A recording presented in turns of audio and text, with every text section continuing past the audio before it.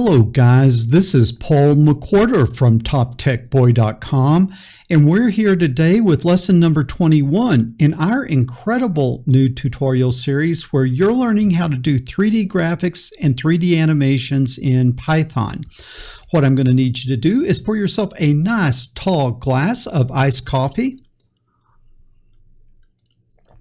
That would be straight up black coffee poured over ice. No sugar, no sweeteners, none needed. And as you're pouring your coffee, as always, I want to give a shout out to you guys who are helping me out over at Patreon. It is your support and your encouragement that keeps this great content coming. You guys that are not helping out yet, take a look down in the description. There is a link over to my Patreon account. Think about hopping on over there and hooking a brother up. Well, enough of this shameless self-promotion. Let's jump in and talk about what I am going to teach you today. And what I'm going to teach you is how to use Visual Python and how to make Visual Python more interactive by putting widgets on your animation. And those widgets will allow you to interact with your animation and sort of affect what the animation is doing. Now, the way we're doing that right now is we're just going in and coding it up differently. Now, for us old Python pros, that's a fine strategy because we can go in and change things by changing the program. But if we were going to like impress someone and let someone else run it, they need to be able to interact with it without having to go in and change the code. And so that, my friend, is what widgets are all about. And that is what I'm going to teach you today. So a lot of you that are following along in this series, last week, you took lesson number 20, and then this week you're taking lesson number 21, and it seems like a week has elapsed. Well, a week has elapsed for you, but for me, lesson 20 I actually made a year ago. Right? Because I was moving to Africa. I made like a whole bunch of videos so that I could release them week by week, just in case I got over here and had trouble setting my studio up. So last week's lesson was actually made a year ago, and this week's lesson is made today. Have I aged well in a year, or do I look like an old man compared to last week? Well, anyway, if I look a lot older, it's because I'm 1 year older, not just 1 week older. But enough of this chit chat about me and my age and my move to Africa. Why don't we go ahead over, and what I will need you to do is call up your most excellent Visual Studio Code, and then we are going to come over here. We are working in our main Python folder, and we are going to create a new program, and that new program, let's see, what should we call it? How about Python widgets.py? Boom, a fresh new Python program just waiting to be written. And my friend, as always, you know the .py is kind of important. Now, I don't want to go in and like take the time to completely write a program from scratch. And let's take one of the programs that we wrote in an earlier lesson, and let's just start where we left off with that. And then let's see if we can kind of start making it dynamic and interactive by adding widgets, okay? And I'll sort of show you examples of the different types of widgets that you can add, and then you can just go to town with it, adding these to all your other programs. But what we probably need to do is start at the most excellent www.toptechboy.com. You can come down here and use this happy little search box, and you can search on something like Python 3D Graphics Tutorial 5. That's the one that you want. When you search on that, you should come up with this code. This was the most excellent code for the old bouncing ball in a box program. Remember that? The old bouncing ball in a box program. So let's click on those two little pages, and that should copy the text for us. And now we're going to come back to Visual Studio Code, and we are going to paste it in. And then just to make sure that we can, in fact, copy and paste without breaking something, we are going to come over here and we are going to run the program. Okay, boom, and here we got the little ball bouncing in the box. It looks like that I kind of left it at some sort of goofy size, that box, and so let me go ahead and kill the program, and then we are going to need to come over here, and I'm going to need to make the room here. It's room width, room depth, room height, and I have it 12, 20, and 2, explaining the rather freakishly dimension box that we had. What if we made this 15? That should make it a little bit easier to follow. Now, just kind of real quick, remember that we were doing parametric design on this program, so we just set the room width, the room depth, and the room height. Those are the parameters that we set, and then we created the ceiling, the back wall, the left wall, the right wall, all based on those parameters. And then we created the marble, which is the ball that's going to bounce around. We set some other things up, and then we just moved that ball, and if it hits a wall, we changed its direction. Hopefully you remember that. But what we're going to do today is we're going to look at and see if we can begin to customize and interact and sort of animate that more by putting some widgets. And so I'll probably just start with some of the simpler ones, and then we will go ahead and show you sort of the main widgets that you can do in Python, and so in Vpython. So I think what I would like to do is I would like to just start with a radio button. You know, a radio button is a round circle, and then it's got some text beside it, and then you can either click to select that button or you can click to deselect the button, okay? But just a little round radio button. And so what we're going to do is the way we define a radio button is we call it radio. That is the Vpython. That's the kind of Vpython keyword. You can't use anything there. You got to use radio if you want a radio button. And then what you got to do is you've got to bind it to a function. Okay, so it's sort of like this radio method is saying, hey, when you call radio, when you click radio, what do you want me to do? We got to bind it to, we have to bind it to a function. So let me just call the function run radio. You can call it anything you want, but I'm going to call it run radio. Now, why do we get the unhappy little squiggly? Because we haven't defined a function run radio yet. Well, we'll do that right after we create the radio button, and then anytime you click on that radio button, it will run up and run that. It will run up and run that function. I hope that makes sense. Okay, so we have bind. We are going to bind it to run radio, and then we've got to put some text. And so what text do we want besides our little radio button? Well, what I think we will say is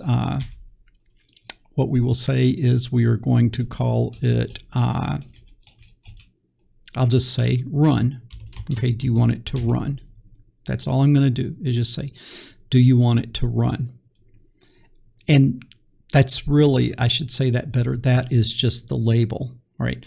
Now, if we are going to call the function run radio, what had we best do? We best define the function, what? Run radio. Now, we need to pass it, or run radio will be passed an X value. So when we define the function, we've got to catch it. So this radio method, when it calls run radio, it's going to pass it this parameter X, and I'll explain a little bit more about that in the coming lines of code. So now we have run radio, and we are going to say, what are we going to do? We are going to just print, and just print x dot select, or x dot checked. Okay, so what we're going to see is that little radio button checked, or is that little radio button not checked? And so something should actually happen now when we do this. So let's go ahead and run it just to see if we have created a widget that does something. It's not going to do very much, but let's see if we can create something that does something right. Now look, there is, boom, there is our little, let's see if I can make this a little bigger. Yeah, I'm just zooming in a little bit so you can see a little better. So we have this button, and then we need to be able to look at our terminal, because what we did was we just said print. So we need to be able to see if anything is printing. This is incredibly difficult today. Okay, I think there. And now I will just click run. And what happens when I click run, it printed true, saying that it is now checked. And if I click it again, it unchecks it and it prints false. So the good news is it looks like we are actually getting some action there out of our first widget. Yeah, we made our first widget. Always feels good to do these simple things, doesn't it? But we want to do something probably a little bit better than that. What I want to do is I want to have the ball running around only if run is checked. If you uncheck run, you want to kind of freeze the ball. So the ball is only running when run is checked. Well, if I'm going to do that, then probably what I am going to need to do is I am going to need to come in here and I'm going to say, well, if x.checked, if that is checked, then if x.checked what equal true, that is saying it is checked, then what do I want to do? Well, I want to set run is equal to 1. Okay. Then what I want to do is I want to say if x.checked is equal false, then what do I want to do? I want to set run equal to 0. All right, so I'm going to put run equal 1 if x checked is true, and I'm going to put run equal 0 if x checked is false. Now I need to do something with run to make the ball move or not. So what I'm going to do is down here in the main loop where I say the new position is equal to the old position plus delta x, that just keeps moving. Now you could think inside that function to maybe set delta x equal to 0, but then the problem is when you come back to set delta x to something other than 0, then you've kind of messed up your program setup. So I don't want to do that, but what I could do is I could say that x position is x position plus delta x times what? Times run, okay? And then similarly times run, and then times run. So what is going to happen here? What is going to happen is if run remains at 1, if it's checked, then it's going to keep moving. But when run becomes 0, the ball is going to stop because the term you're adding is going to be 0. So let's run this and see what happens. Okay, and it looks like that the program crashed. Okay, it looks like that the program crashed. And what does it say? Run is not defined. Okay, did you guys catch on what happened there? I was kind of seeing if you were paying attention. Why does it not know what run is, and why did the program crash? Well, it crashed because when it goes there and we haven't gone into that function, it's never seen run before. I haven't clicked on that. It didn't go inside of define, so it doesn't know what run is. So I better come in here and I better say run is equal to 1. And now it should, now it should know it, and it should not crash.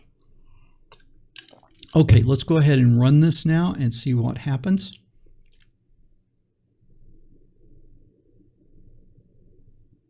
Okay, it didn't crash. And now the strange thing, what is the strange behavior?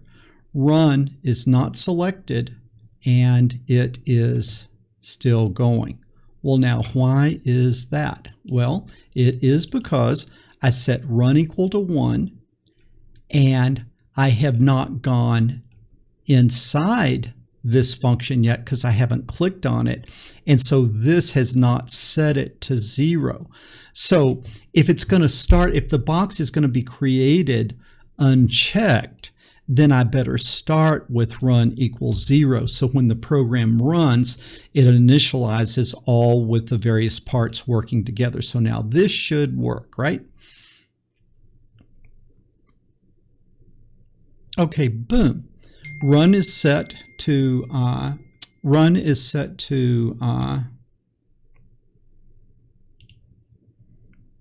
not being checked, and it's not running. Very good. Now let's click it.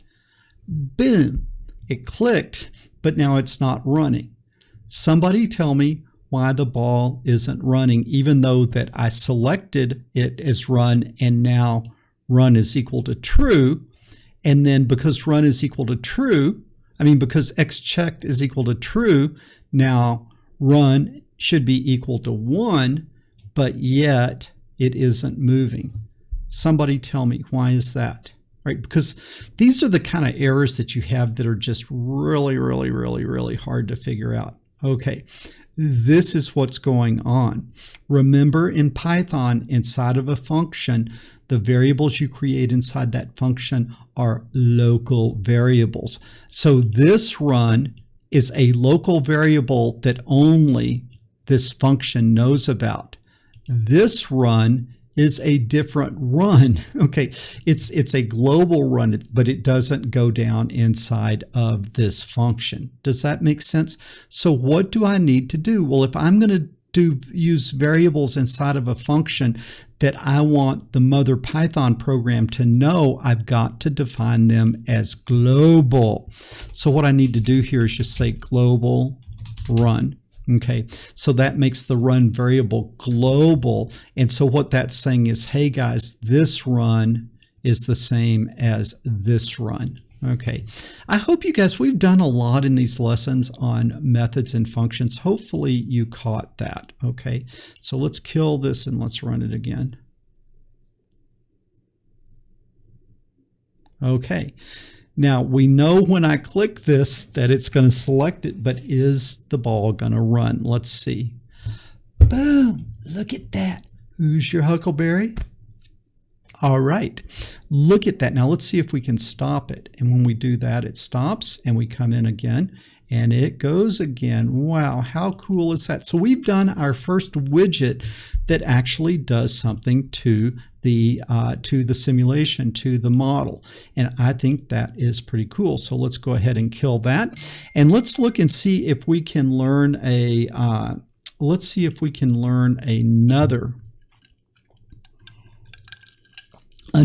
type of widget that we can build. And what I'll do is I'll kind of do it the same way. I'll build the widget, and then above it I will put the I will build the widget, and then above it I will put the function. But besides a radio button, what you can also do is you can also just do a checkbox. And so I'm going to create a checkbox, and what you got to know is, again, checkbox, this is calling a method in Vpython, so you can't just call it anything you want. It's very specific. You say make a checkbox. Now, what do I want to do? I got to bind it to a function. Well, what I want this function to do is to make a big ball, or do you want a big ball, yes or no? Okay, so the thing you're going to select is big ball. So bind is going to go to a function that I will create, and that function will be called big ball. Why do I get the unhappy little squiggly under big ball? Because I haven't defined it yet, but we will take care of that in a minute. And then again, what text do I want beside it? The text is going to be like this. Big ball. So do you see the checkbox works almost identical, pretty much identical to the radio? The only difference is that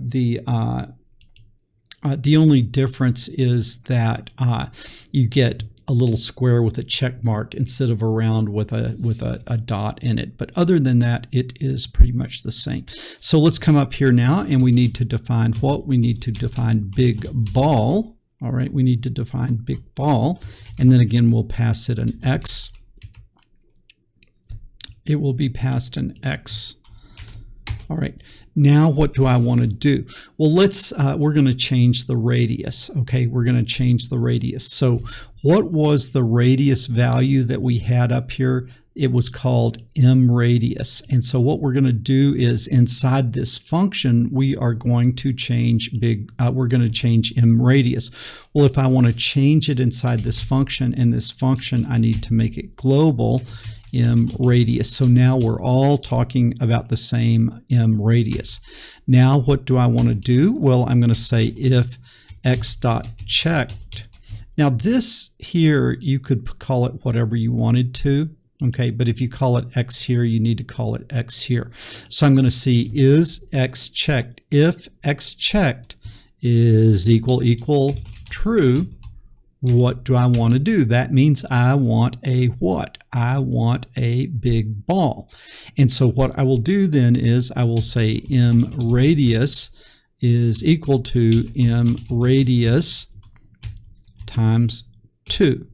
Now, why did I not just change M radius? Because I don't know, M radius might have just something might have happened outside. So I just want to make it what it was before times 2, not just set it to a bigger number. Because if I just set it to a bigger number, then when I come up here, this M radius, things that are based on that are just not going to work anymore. I hope that makes sense. So we want to make sure that everybody is using the same M radius. So we're going to say M radius. The new M radius is the old M radius times 2. All right. And then what do I want to do?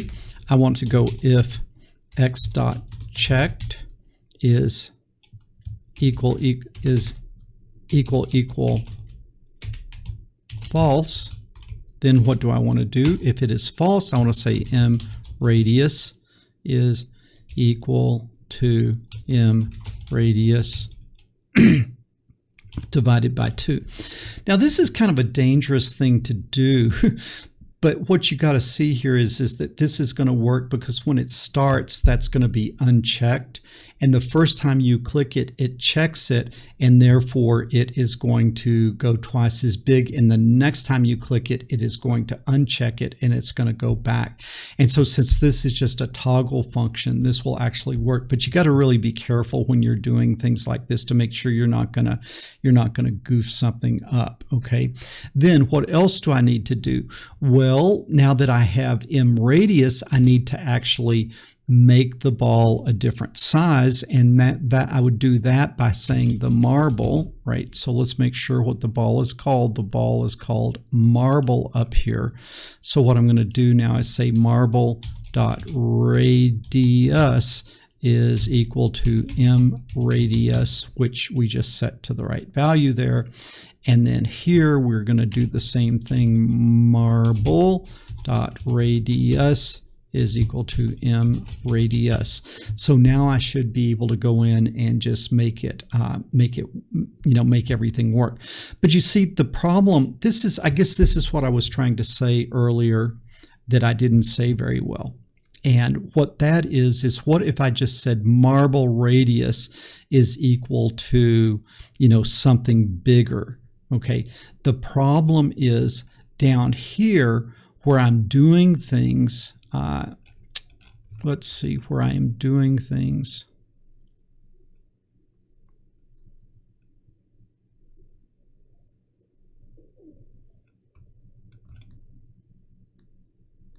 I don't say, oh, here it is. When I'm doing things like this, if I change the size of the marble, but I don't change M radius, then this is operating based on an incorrect assumption of how big that marble is. So hopefully that makes sense. So let's run this. Let's run this and see what happens now. Okay, so I have run. Let's run it. All right. And now let's make a big ball. Look at that. Boom, we got the big ball. And what I want you to see is even though I changed the size of the ball, it is still bouncing correctly. All right, so let's come over here and let's kill that. Or let me just show you one more time. What do I not like about this? I don't like how those are kind of jammed too close together there. And so we need to do a little bit of formatting here.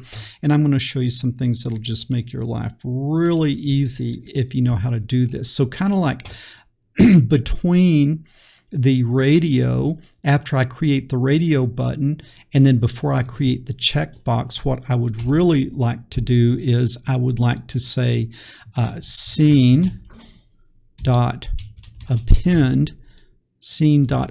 and then what do I want to append?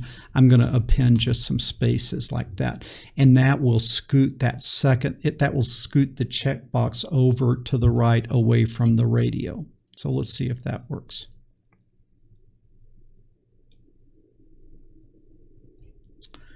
Well, what we did is we broke it. So let's go in and see what we did wrong there. So We'll kill this. Okay, so what I do is I say, I do the radio. That's good. And then I do, scene.append _ to caption. Okay, scene.append to caption, and that should scoot it over.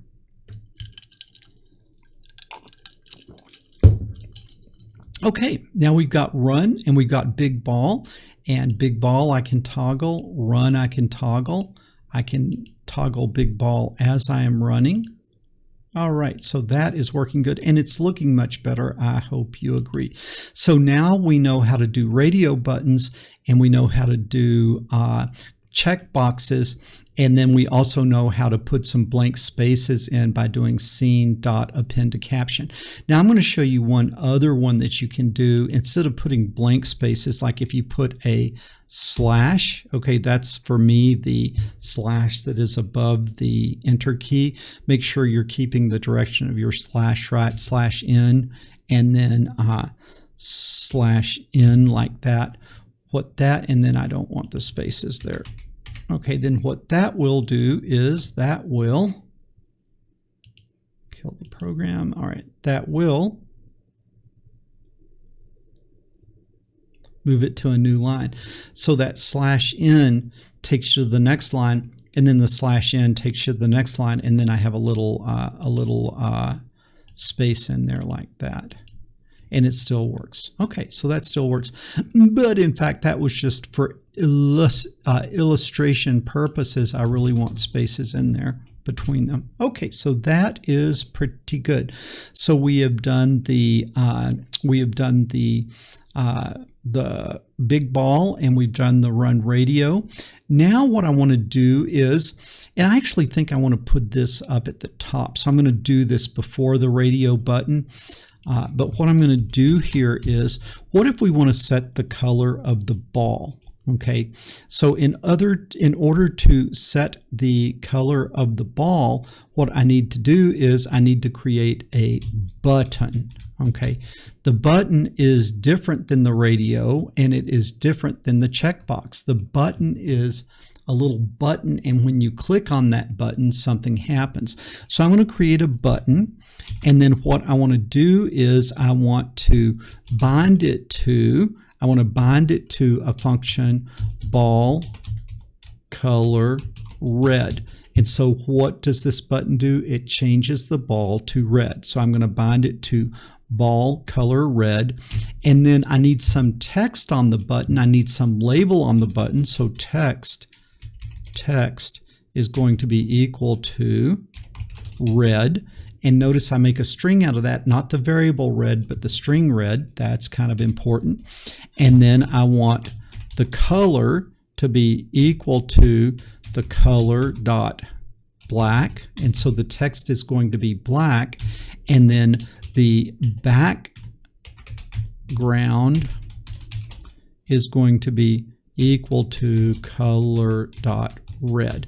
And so it's going to be a red button. It's going to have black text on it. The black text is going to say red, and then when that is clicked, it is going to call ball color red. Well, if I'm going to call ball color red, I better what? I better define it. So define ball color red, and that's going to get passed an X again. Okay. And then we are going to say that in case this thing gets called, what do I want to do? Well, it's really kind of simple. I just want to say marble.color is equal to color.red. Now, this is something that you wouldn't really necessarily know this unless you tried it, but this marble, this kind of like marble method is global. And so inside this function, it knows what marble dot whatever it is. These things, you don't have to go in and try to pass them in. It just, they're sort of as built, they're global. So I can call this marble method directly from, or this marble.color method directly from inside of this function. And so what that should do is that should turn the marble red. Now let's see, Was the marble already red? Yeah, the marble was already red. Well, let's start with the marble white. Okay, just so we can see something happening. All right, let's see what happens. Okay, so here I've got the red button, and then I can click red, and it does turn red. Now, clicking it again doesn't do anything because I'm like saying, turn it red, turn it red, turn it red. That's different than these buttons that sort of toggle. You see, these buttons sort of toggle, but this button just does what you say. And I hope that makes sense. Well, what do you see? You really want like a new line there. And so let's come in here and let's put in a line break after. Let's put in a line break after that ball color red. So what we would do there is we would do what we did down here, which was scene.append to caption, scene.append to caption. And then what do we want to append? We want to append the old \n like that. Now that should look a little better, I do believe. Okay, you got red, and then down here you've got run.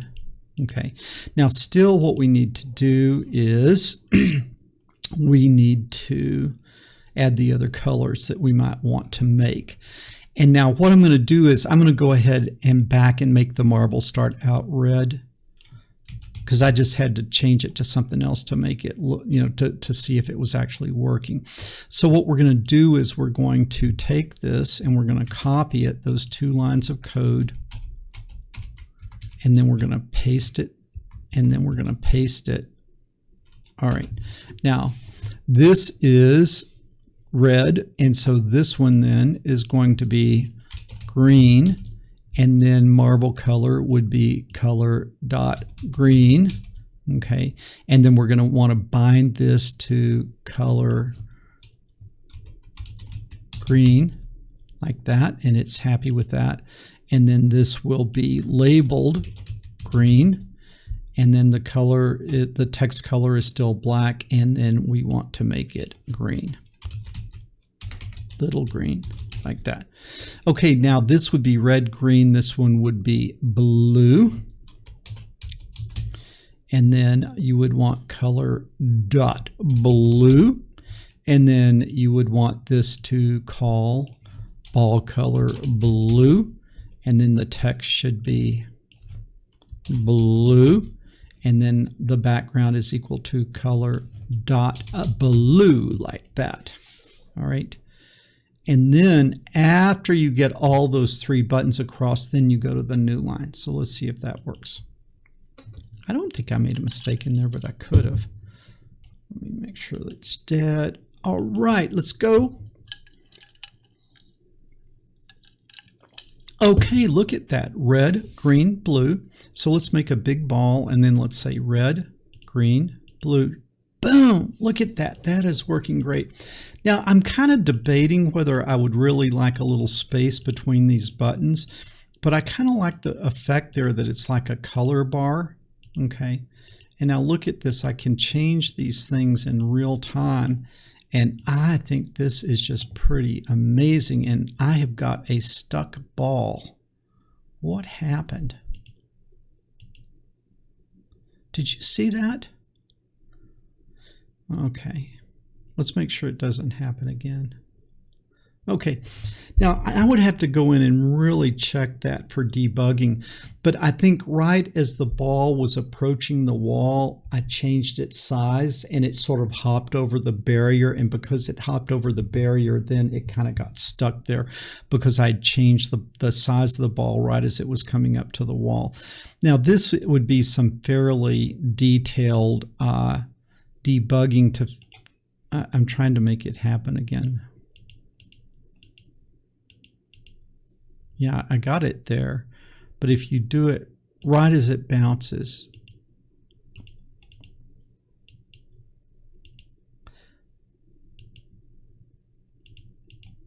there it is. Okay.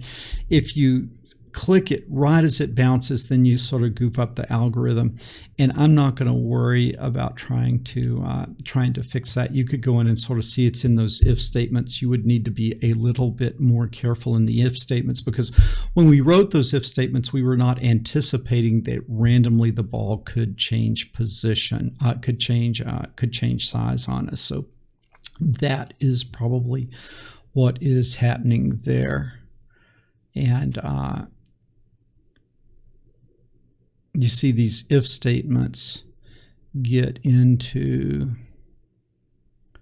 these other parameters, and those other parameters depend on the radius. And so you could end up throwing it into a little bit of a strange situation there.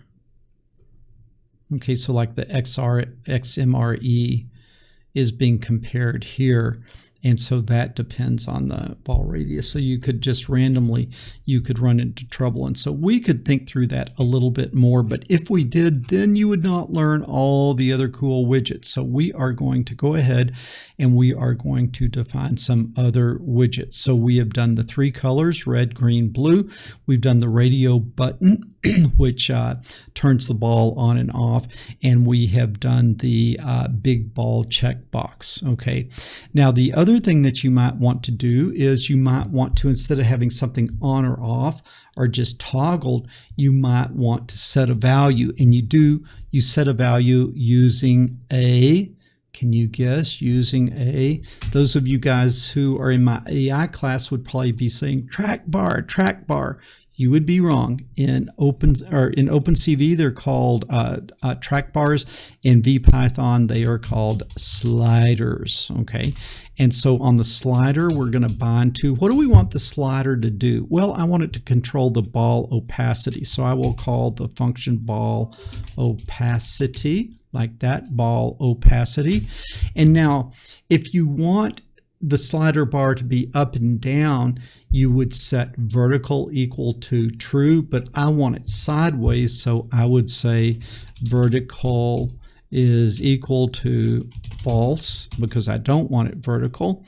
And then where do you want the slider bar to start at? Well, I want the minimum value to be equal to 0, and then I want the maximum value to be equal to 1. So I'm going to go from 0 to 1, so because those are the parameters that the opacity goes through.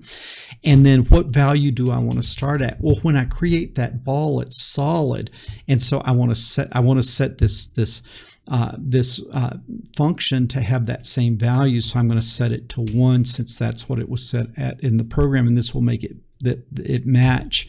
And then I need to say the text is equal to ball opacity of the ball, like that.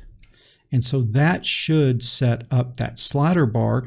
But now what do we want to do when the slider bar is monkeyed with? Well, what we will need to do is we will need to define our function ball opacity, and then we'll pass it the x again, like that. And then we will need to come over here and figure out what are we going to do.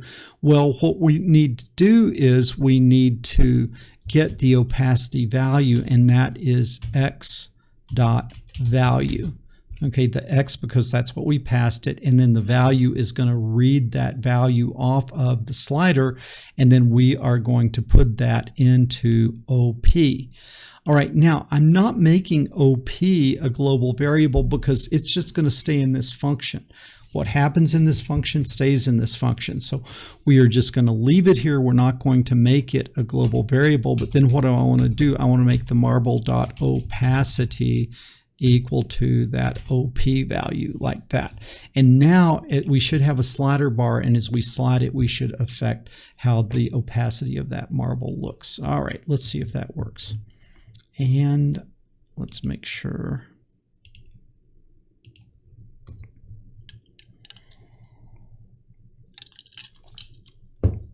Okay, well, that's kind of interesting. We do have a slider bar, and I did definitely put it in the wrong spot. I wanted it down below this, but I must have put it above it. But we'll clean that up. Let's make sure red, green, blue still work.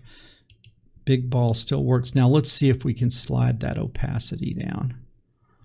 Wow, look at that. Boom, we got it. Now let's make it run. Okay, so even as it is running, we can make that ball more and more and more transparent until it's almost just disappeared. And so you see, we can just dial that in any way we like. Okay, that is really cool. I love that. So let's kill it and let's put it in the right place this time. So I wanted that to be after all this other stuff. So I'm going to get all of this here that we just did, and I'm going to cut. All right, I'm going to do all this, and I am going to cut. And then I am going to come down after the big ball, and I'm going to put it, and I want it on the new line. And so I'm going to do a scene.append to caption, and then I'm going to put the \n, and that needs to be in a quote, single quote, like that. Okay, so that should put the slider bar at the bottom on a new line.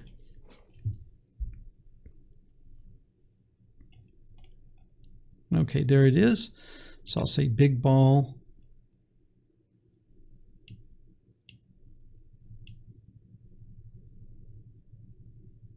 Okay, that is working. Now, one thing I noticed is I think I made a little mistake here, and that is where I came in and I said the text on the slider. I don't think you can put text on a slider, or I've learned now that you can't put the text on the slider. So what I will need to do is I will just need to make a label up here, and that label is going to be a scene.append to caption. I think that is a scene.append to caption. I'm wanting to make sure that there is not. No, it's not. That is for those special characters. What I'm going to do is I'm just going to put a WTEXT, write text, a write text, and that is going to be text equal, and what this is going to be is choose your opacity, or how about choose ball opacity. Okay, now after that, and that was a really, really silly place to put that. So let me come over here. Let me cut it out of there. And I want it, it probably would have worked there. It probably would have worked there. But we're going to put it up here just because it's a little more logical order. And then we are going to go to a new line again. Okay, so this will put the label. This will put the new line in a blank space, and this will be the slider itself. And I think I want just a new line, not a new line. And this way it'll just go to the new line. There won't be a blank line in there. So let's see what happens.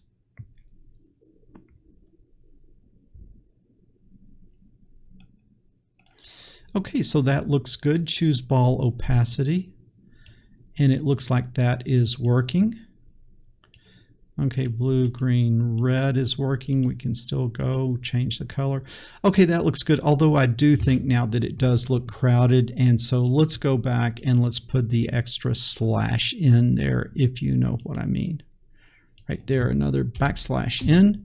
And now that should look good, but I'm not going to run it because we're going to move on. We are going to move on to our next widget. So we've done text, and we've done radios, and we've done checkboxes, and we have done sliders. And so the next one that I want to show you is,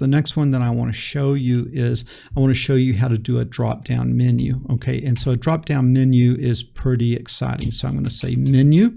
We want a menu, and let's say that the menu sets the ball speed. So I'm going to say bind it to a function called speed. Why is it not happy? Because I haven't defined speed yet. And then I got to give it a list of choices. Now, when you give it choices, you have to put it in an array, and then the choices need to be strings. They need to be text values. So my choices are going to be 1. My choice will be 2. 2. Your choice will be 3. Your choice will be 4. Your choice will be 5, like that. So those are your choices. Okay, and that's just it. You got to tell it what to bind, and you tell it not bind. You tell it what to bind to, and then you tell it what the choices on the list need to be. And so if we're going to call speed, we better define speed. And so speed's going to get X again. And then we are going to come down here. And now what we need to do is we're going to set a new variable, my speed. So we're going to make global variable my speed. Okay. Now, if it's going to be global and it's used in the rest of the program, we ought to give it a value up here. And so sort of like where we said run is equal to 0, we need to say my speed is equal to 1, okay? Because we're going to use my speed down in the rest of the program, and therefore we better give it a value to have before that drop-down menu is selected. And I think we've done enough of this. I hope that really makes sense. So the program will have a value for my speed even if you don't come in here, and that is very important, or your program will crash the first time you try to use my speed. Okay, so global my speed. Now what I want to say is if x.selected is equal to 1, then what do I want? Equal to 1. Then what do I want? I want my speed to be equal to the number 1. Okay. Now we want 1, we want 2, 3, 4, 5. So I'm just going to copy this, and I'm going to come down here, and then I am going to say paste. Okay, so now that's going to be for 2. That's going to be for 3. That's going to be for 4. And that's going to be for 5. And I put an extra goofy space in there. Okay, so 1 makes 1. 2 will make 2. 3 will make 3. And then 4 will make 4. And then 5 will make 5. Okay, now we got to somehow use that my speed, right? If we're going to define it, then we need to use it somehow. And so where would be the best place to do it? Well, I think I would like to do it here, because like if I multiply delta x, that run is a 1 or a 0, and then if it is running, if it's a 1, now I need to multiply it by a speed, because that'll like amplify it. That'll make it go like, it's like making delta x bigger, which will make it run faster. And so here I'm going to say times my speed, and then times my speed. Again, we made that a global variable, so that should work. Like that. All right, let's try that.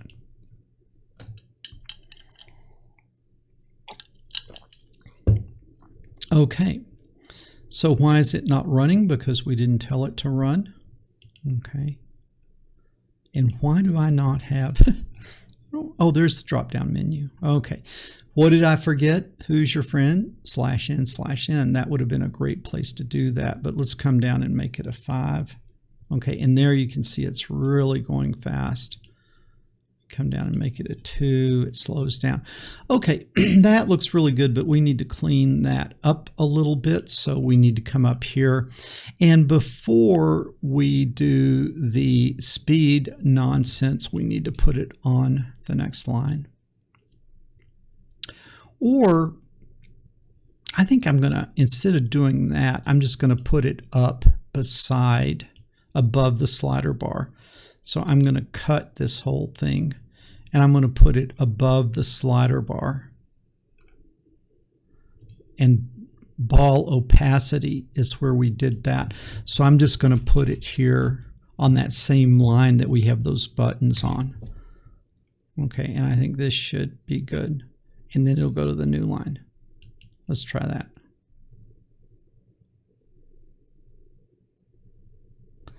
Okay, now I don't like it. Oh, no, that's not good. That's not the right place either. I put it with the label. So let's kill this. Nothing like a little trial and error on this stuff, huh? Okay, so let me cut it again. But you see this, now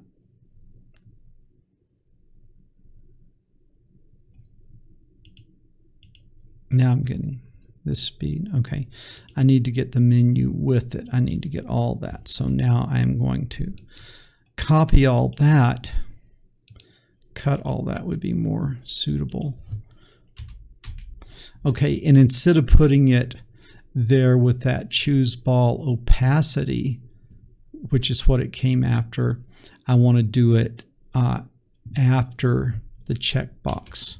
Okay, after the checkbox is where I do it.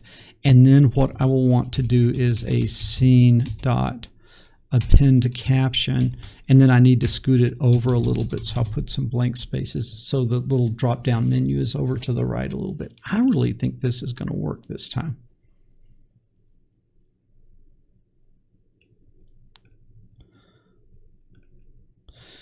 Okay, I got my ball opacity there. I've made this a little bit too big. All right, there. So now here is my drop down menu. And then I can come in and I can say 2, and then let's actually turn it on. Okay. I can make it a 1. I can make it a 4. I can make it a 5. Okay, so that's looking really good, right? I like all this stuff. I like everything about this.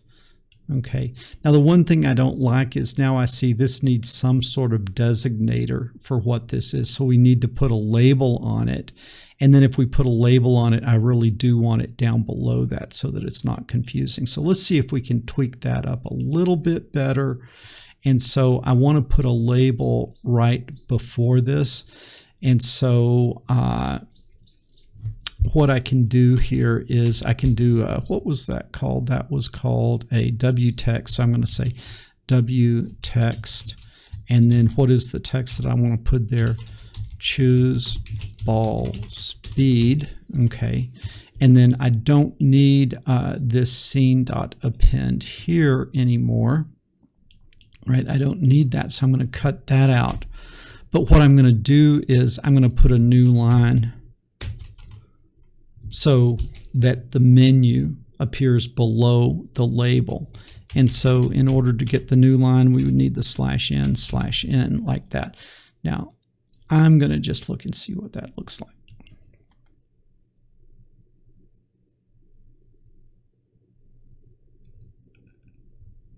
Boy, we lost it all, didn't we? And the program crashed, so we did something very bad. W text. Oh, I didn't do. Oh, text equal. Text equal at once. Did you guys catch that? Text equal.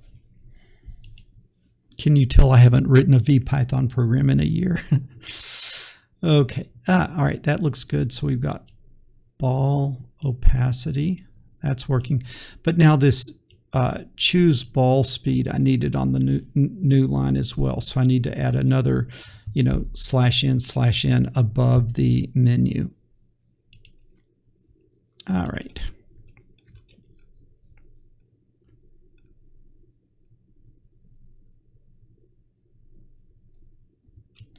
So I'll grab this scene.append, and then we need that before the W text, like that.